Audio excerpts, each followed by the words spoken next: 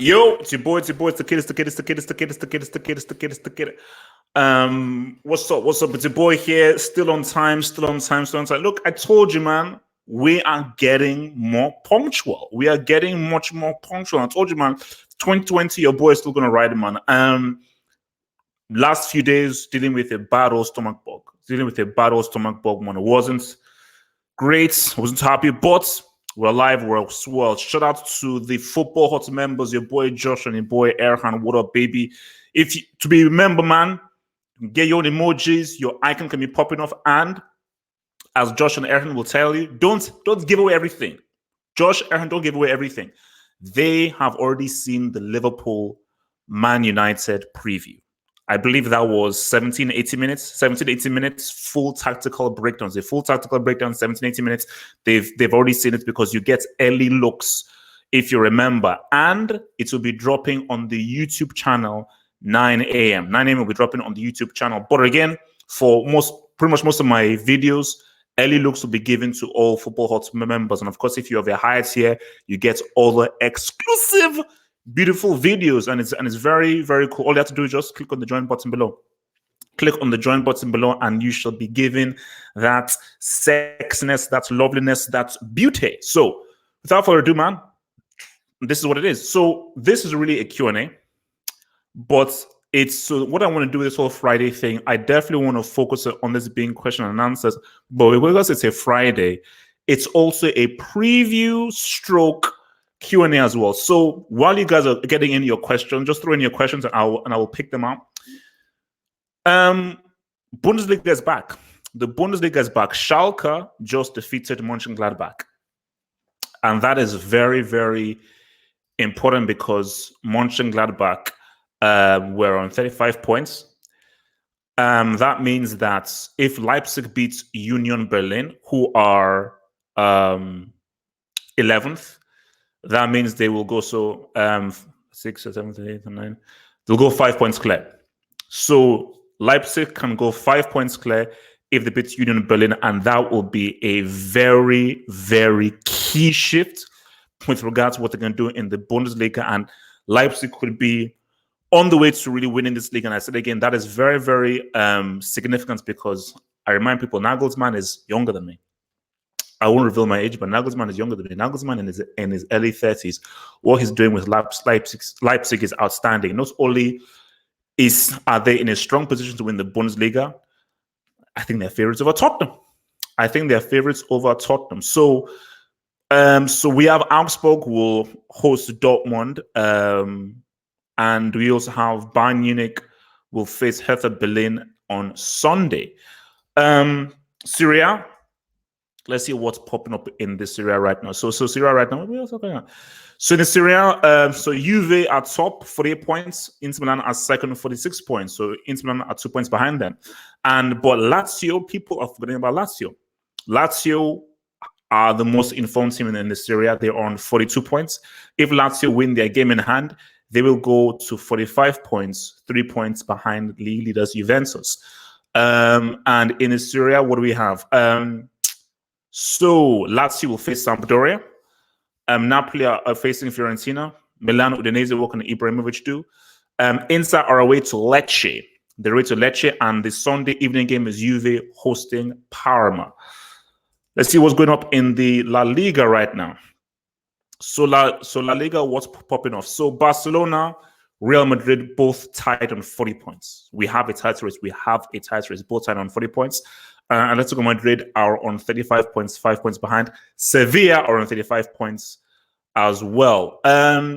So in the matches we have in La Liga, Real Madrid are hosting Sevilla tomorrow. That's a huge game. That is a huge game because what's it called? To say it again, Sevilla are 4th with 35 points. So that is a huge game. Real Madrid at home to Sevilla. That game can go either way because Real Madrid are not great at the Bernabeu. Atletico Madrid are away to Eibar. And Sunday night's game is the debut of Setien. Setien is going to debut himself with Barcelona hosting Granada. And we now go to the Premier League. Let's open up the Premier League right now. So Premier League table, we all know what's about.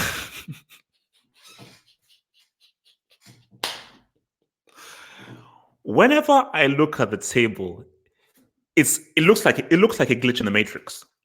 It literally looks like a glitch in the matrix. So Liverpool, 21 games played, 61 points. Let me repeat that again. Liverpool, 21 games played, 20 wins, 1 loss, 0 losses. Let me say that again. Liverpool, 21 games played, 20 wins, 1 draw, 0 losses, 61 points. Second place, Man City with 47 points. Leicester City, third place, 45 points. Chelsea, 39 points. So the matches that we have, Watford will play host to Tottenham in the midway game. Man City hosting Crystal Palace. And the Newcastle hosting Chelsea in that evening game. And of course, the big one in the Premier League is Liverpool hosting Manchester United. And as I said again, the Liverpool-Manchester United preview, pre-match analysis will drop on the channel 9 a.m. 9 a.m. GMT, it will drop. If you're a Football Hot member, you can watch it right now. It is available to you, but it will be available to all the subscribers to the whole world 9 a.m. early in the morning, man. And again, I will go into detail with regards to everything will be revealed in my Liverpool thingy, but I'm going with Liverpool winning 2-0. The injuries are too much. The loss of Rashford is massive. If I see Pereira on the pitch, I'll turn off the TV. And I think it is too great a task. It is too great a task for Manchester United to go into Anfield and to beat this Liverpool team. And it is really scary what this Liverpool team are doing. Because I read something and I was like, wait, that must be true. I think they said this is the best start to a season by a team in the history of all of the major leagues in Europe. That's what they said, and but what Liverpool are doing is shocking. Like in Liverpool, I think Liverpool will win. Now it could be a draw based on the rivalry. But if Liverpool win, which most people expect them to win, when them being at the crib, what they're doing this season is stupid. It's stupid. So I always ask people that, why are you calling it the Premier League?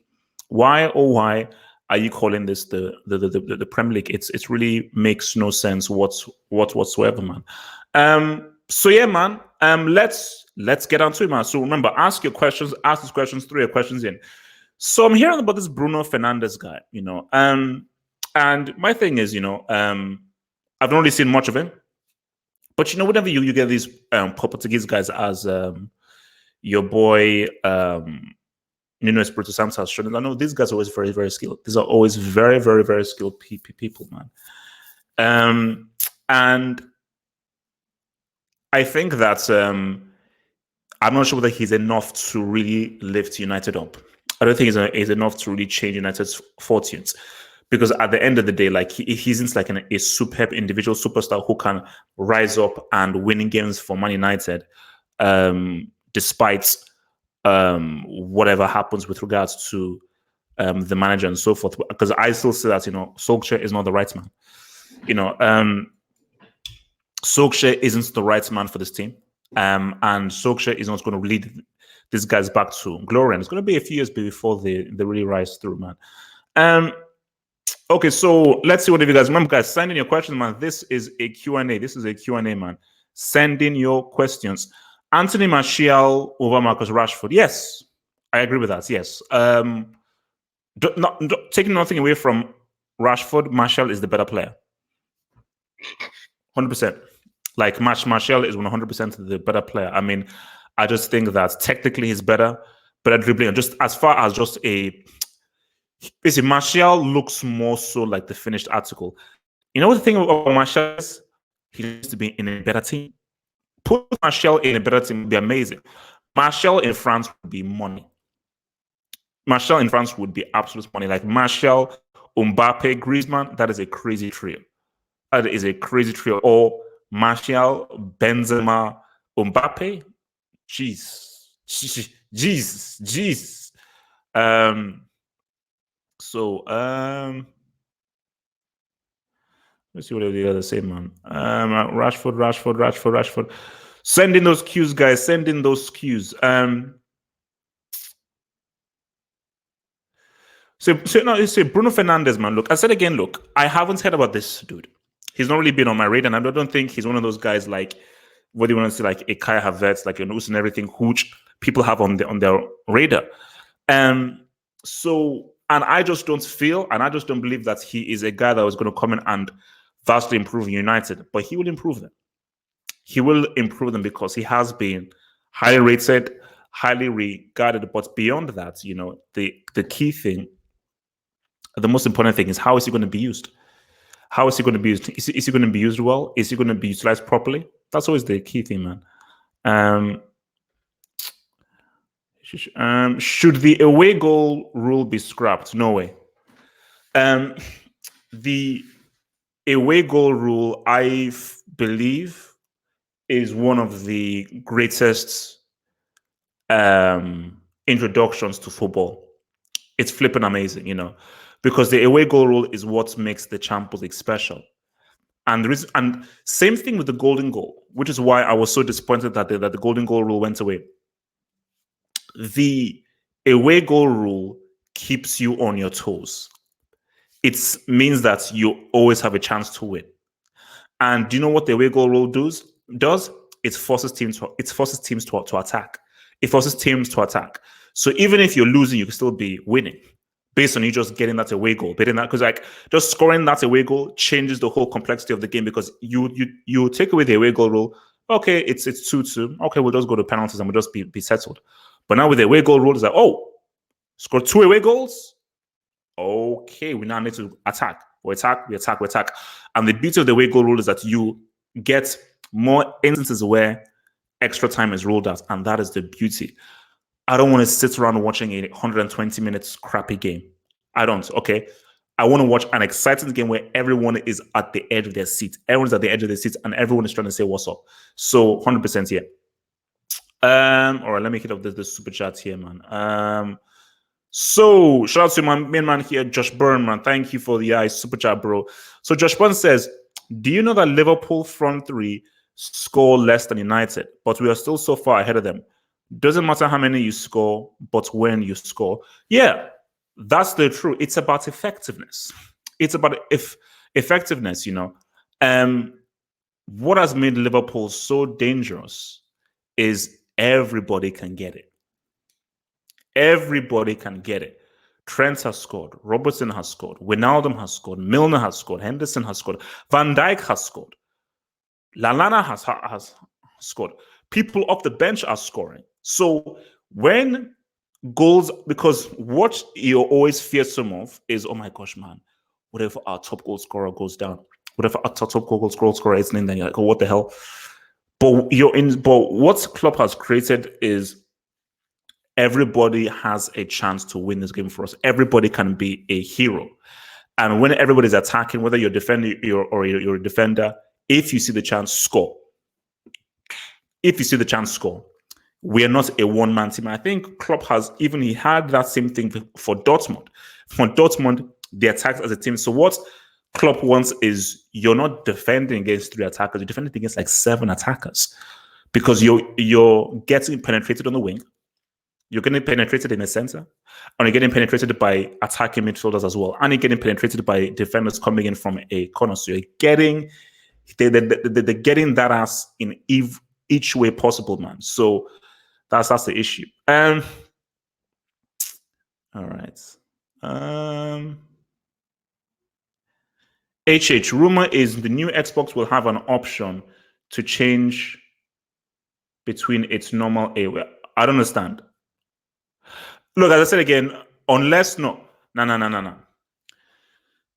I'm not getting a new console until you can promise me that you're going to have quality games. Guys, I already have a Blu-ray player. So if as an entertainment system is like, oh, but we have an amazing graphics. What's the point in having amazing graphics if you don't have a great game? I'd rather have a game with horrible graphics with great gameplay than a game with great graphics with horrible gameplay. Football Manager is the most addictive video game of all time. I repeat, Football Manager is the most addictive football game of all time. The graphics are crap. There are no graphics. It's just text. But the gameplay is insane. So if you're bringing out a new console, what are the games? Insult Nintendo you once. Call Nintendo childish. Call them, oh my gosh, look at you've not involved your graphics. Nintendo are always about the games. Every time Nintendo brings out a new console, it's always about the games. Both of my brothers have played Breath of the Wild, and they've both said to me that Breath of the Wild is one of the craziest games they've ever played. It's just that I just don't have the time because I'm so busy. But I already know because I've played all the other Zelda games, Wind Waker is underrated. Wind Waker is an amazing game. I don't care what it says, Wind Waker is a classic. But yeah, that's how you roll. It's like give me games. Because if you're not going to give me games, but it's an entertainment system. Like I can Skype through my Xbox. I can watch Blu-ray player, Netflix, and all that kind of stuff through my Fire TV. So if you're not offering me games, what are you doing? I mean, basically, this is like a whole other discussion to be had about how consoles lost their way with AAA gaming and how Call of Duty is to blame for sort of the beginning of the end of gaming. But it's like, I said again, for me, like the games I want to play are either football games or RPGs because I love a great story. I love a great story. So I love quality MMORPGs, specifically RPGs where you can do whatever. Basically, sandbox RPGs. So those are the games that I'm really into. So Mass Effect, flipping Skyrim, flipping GTA, Red Dead Redemption. Those are my kinds of games, man. So, but they lost their way. Those consoles lost their way, man. Yeah, actually, well, Watford, Tottenham. Watford have been looking pretty good. I'm not sure Tottenham win that game, bro. I mean, that could be, yeah. I mean, Tottenham could take an L. Away from home, Tottenham could take an L. Could take an L, man. Thank you for the super chat here. React to Baggio better than Messi. What I will say is now. Lionel Messi is overall the better player than Baggio. 100% of Messi is the better player than Baggio. World Cup semi, I'm taking Baggio. Who's more clutch? Baggio. Because Baggio almost single-handedly won Italy that World Cup. Italy were a man down. Nigeria were minutes away from knocking Italy out of the World Cup. Baggio scored in the dying minutes of regulation and scored in extra time. And he also scored both goals against Bulgaria in the semi. So Baggio literally carried Italy all the way to the final, but then it is what it is to the penalty. So Messi is overall the better player, 100%. But as far as clutch, the heart of a winner, the heart of a lion, Baggio. Baggio was that dude, man. Baggio was that dude. Nintendo is trash. Don't know about that, bro. It's a video. Wait, what's a video? Oh, okay. Oh, sorry. Reaction to a video. Oh, okay. I'll look it up. I'll look it up, man. I'll look it up. I'll definitely look it up. She should do a football battle between Mane and Sterling. I think that's pretty simple. Mane would easily win. The next football battle is Benzema against Lewandowski. That's going to drop on Thursday. And then after that, you're probably going to now see Kante against Pogba. And then I don't know afterwards. But so Benzema against Lewandowski, Kante against Pogba. Those are going to be the next ones. Xbox One is overrated. The thing about Xbox is, I'll be real with you. Xbox has better navigation than PlayStation. That's a fact. And Xbox Live has always been better than PlayStation Online. PlayStation Online has always been trash. Always been trash. PlayStation has the games and the so forth and everything and the community. Because most people I know have a PlayStation. Most people I know don't have an Xbox. So in terms of finding guys to play with, it's always a PlayStation. And like my friend in Miami, he's the only guy that I know who has an Xbox, and we play Halo Reach, and that's it. But most guys don't have a PlayStation. But Xbox Live is the better online experience, which is why the Xbox 360 was flipping amazing. The 360 was so amazing because 360 was when Microsoft lubricated Sony, because Sony got arrogant with the PS3, released it for £400, nobody bought it. 360 came for £250. I got it off my cousin for about £200, and 360 destroyed the PS3. 360 PS3 was a much stronger machine, machine than the 360. But 360 had many of the games that were on the PlayStation, like GTA, and it had some exclusives as well. Because trust me, Mass Effect. So yeah, Skyrim was on PlayStation, but Mass Effect 1 and 2, forget about it. Just those two games almost killed PlayStation. Almost killed PlayStation. And then of course, Halo Reach and all that stuff.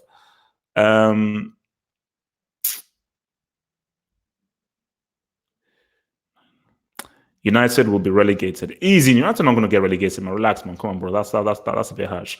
I wanted to see whether I'm missing anything.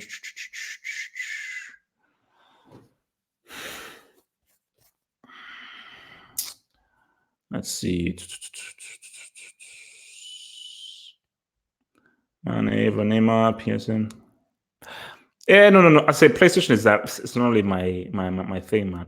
But let's just get back to the football right now, man. So Setien, what do you guys think about Setien? Do you think Setien is the right man for Barcelona? I mean, look, this is not going to. Even if they absolutely destroy Granada like 5-6-0, it wouldn't say much. What I'm looking for is the performance. I think people were saying, like, on the video I released, that one of the big things that Setien saw was the physicality of the players was crap. That he's not going to help to improve the whole physicality of the players, which is fair. But I now want to just, because remember, Barca, you can't have any excuses. You cannot have any excuses because the issue was apparently Valverde. So if the issue was Valverde, you cannot have any flipping excuses. They say, what's your Xbox ad? Take a guess. Just take a wild guess as to what my Xbox username is. My PlayStation one obviously is a bit tricky, but my Xbox username, take a wild guess what you think it is. Just take a wild guess, man.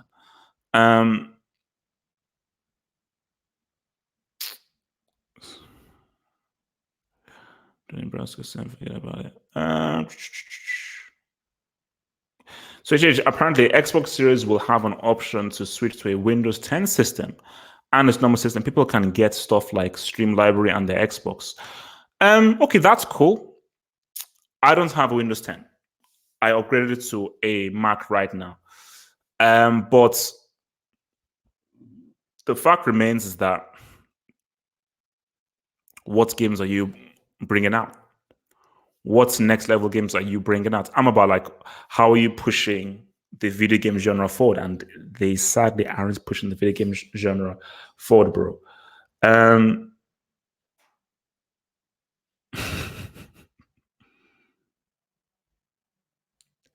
Wow, that's what you guys are saying.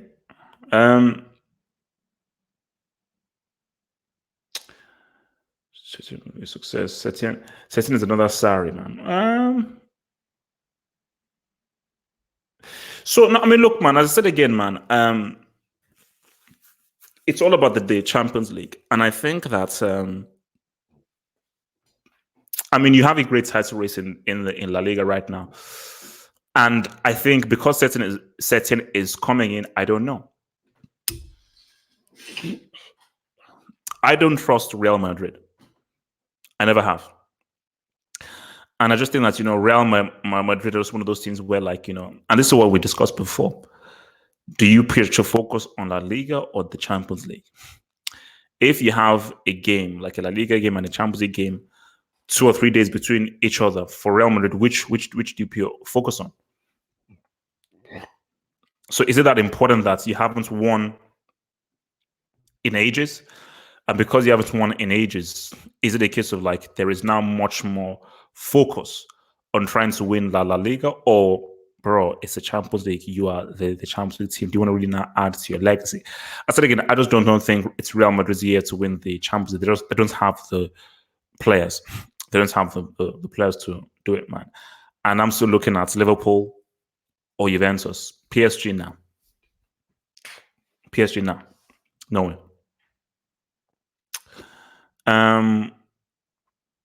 Who should replace Mourinho if his product fails? See, what I always said for Tottenham is this, is that, and I'll say it again, they had to go in an aggressively different direction. So they had to buy a philosophy merchant. That's who they needed to get. Someone who could now get them playing attacking, attractive football. A good coach who could really coach the guys into keeping the ball on the ground, nice, quick shots, intricate passes, and try to play attractive football. So that's why he's a hard man. Like Nagelsmann is interesting. Nagelsmann would have been an interesting one for Tottenham to try and bring, but I just think it would have been difficult to pry him away from Leipzig and what he was doing at Leipzig. Again, this would have been impossible. Espirito Santo would have been amazing. He would have been amazing as well. Mourinho and Pochettino are quite similar in their philosophy. They're quite similar in their philosophy. So as I look at Tottenham, I just don't see that much of a departure as to what Pochettino was doing. And I get, and I remember I said this, and look, I'm the biggest Uncle Mo fan out there. But when Uncle Mo was announced, I was happy. So it was sort of bittersweet. I was happy, but at the same time I was like, this isn't going to work. This isn't going to work because will Daniel Levy really give Mourinho the big dogs? Will he really give him all the big time players? I've always said that Mourinho would have been perfect for PSG, and I think PSG's best chance at winning the Champions League is with having Mourinho in the team. So that's just where I stand from there, man.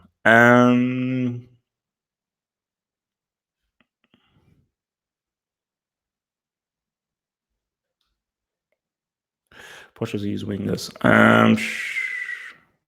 Thoughts on the big clubs rejecting Poch? Let me put them there. Thoughts on big clubs rejecting Poch?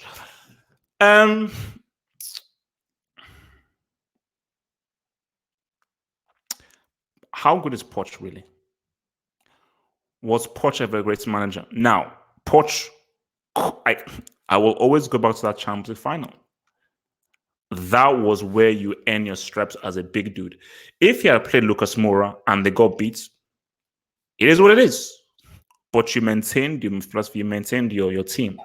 But he showed a lack of balls and he showed cowardice to just bow down to star power and play a dude who had not played for 4 months. Because I was actually having a discussion with a guy about this, like in a food shop, and this was like a Tottenham fan.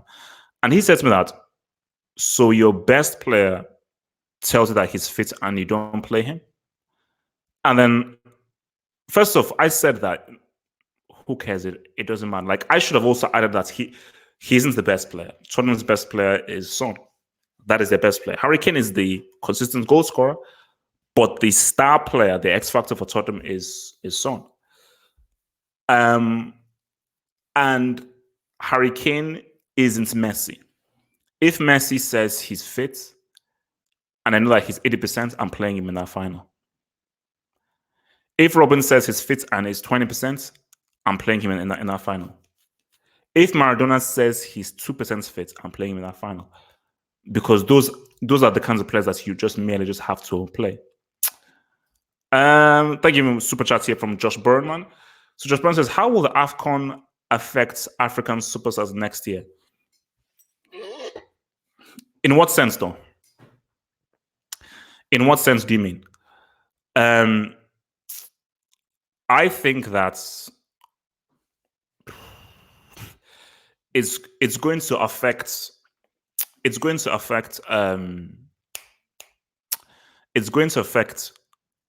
teams more than the players, chiefly being Liverpool. Because Liverpool missing Sane and Salah. Sorry, missing Mane and Salah in that period, right in the middle of the season, is problematic. I mean, it could have been worse. What if it happened now? What if it happened now? On Liverpool's great run, it would have been a disaster. But I think the best thing is, if Klopp knows it now, is to really recuperate and really get players and individuals for the summer, and guys who can do their best to replace them. So I don't think it really affects the players that much, because it's a few games and everything. And when they come back, they have a few resters and they're cool. The ones that it really affects are the teams. It's really the teams, and most of it will be Liverpool, Naby Keita, Sadio Mane, and Salah. Because for Arsenal, it's just really Aubameyang. For Napoli, it's going to be Koulibaly. Well, if he's still there. So that's the thing, dog.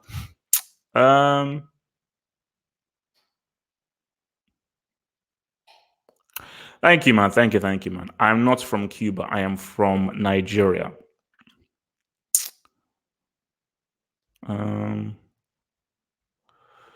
So let's just see. Robin is awful in finals. Who scored the winning goal in the 2013 Champions League final? I can't remember. Did anyone know? I can't remember who scored the winning goal. Because I know Mandzukic scored. Gunnahan scored the penalty. But who scored that winning goal? Who scored that winning goal? I have no idea. All right. Oops. Let me do something.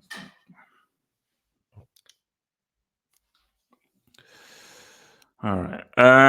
What else are you guys saying, man? Oh yeah, Arsenal, yeah, Oba and Pepe, man. All right. So HH, should playing away from home have that much impact? It's the same players on the pitch. The only difference is the crowd. The players have a weak mentality away from home. Now, this is an interesting question when it comes to football psychology. Two things. And this comes from if you ever played school football. Even if school football is low, but you can relate. So two things. First off, the travel. The travel has a physical impact on you.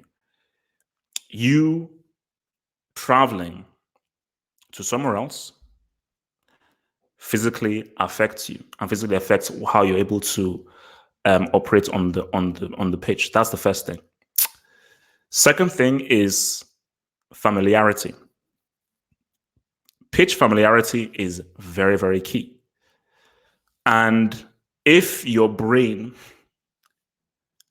knows that you've been playing on this pitch for like 40 times a season, there's a familiarity that you have within the dimensions of the pitch and the spacing of the pitch. So if you're like a team going away from home, so basically for me, whenever I used to play in school, and we played at home, I was like, okay, man, the pitch is just there. And this is a pitch that we train on every week. I know the dimensions of the pitch. And because we train on this pitch every single time, and we just play on this pitch all the time, whenever we played at home, I just, man, you feel much more at ease. But whenever we used to travel, that's we travel, then we need to sort of train, wind down, and already your body already feels you're somewhere foreign. And you lose that familiarity. And even when you're playing on the pitch, because you're not used to the dimensions of the pitch, you don't feel more at ease, and you don't move as freely when you're on this new patch of grass as you do on a patch of grass that. So it is something to do with your brain and just with the human brain. So yeah. So, the atmosphere is one thing. It's beyond just the atmosphere. It's just that if you play on a pitch 40 times a year, you will grow more used to it than a pitch that you play at 10 times a year. So forth, Do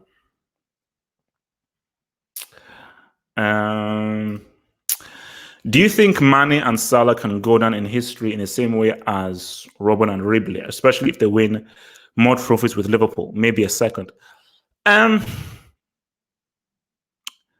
They'll be different. They'll be different, because Robin and Ribery they'll be different. But I do get what you're saying, though, because to myself, I was saying to myself that Robin and Ribery were more so, because I thought Robin and Ribery combined a lot more. But as I think about it, there are a lot of goals in which Mane has provided for Salah, and Salah has provided for Mane. So maybe in that sense, that could be true. So yeah. So actually, guys, about putting your guys' questions, 10 minutes, about 10 minutes or so, man. Because yeah, I don't know. I am feeling a bit ill. I'm definitely feeling a bit ill. So I'll try and just answer a few more of your questions, man, and then I'll finish up because I'm just feeling really ill, man. I'm sorry, guys. But let me just answer some of your questions, though.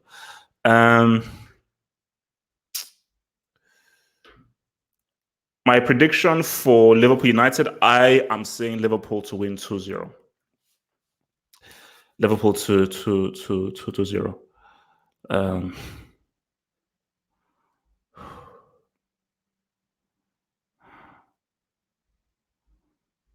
I still didn't have a homepage.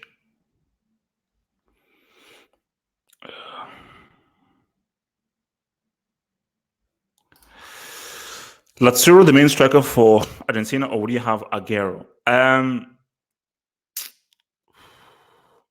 I would say Lautaro Martinez for sure. I think Aguero is an international flop. He's an international flop, and I would definitely go for Lautaro Martinez for sure. I just think like he's far better. And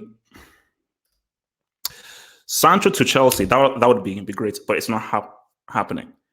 In a perfect world, Sancho to Chelsea would be amazing. It would be amazing. If it could happen, I think it'd be fully amazing, man. But I just don't see it happening. But a Sancho at Chelsea with Pulisic and Sammy would be insane, man. Guys, okay, so goes like I'm gonna go, man. Just feeling really ill, man. So all the videos will be up tomorrow. Liverpool versus Man United will be up at 9 a.m. tomorrow. And if Ole Gunnar Solskjaer gets someone over Liverpool, I think it needs to be given a knighthood. Peace out, stay true. I'm out.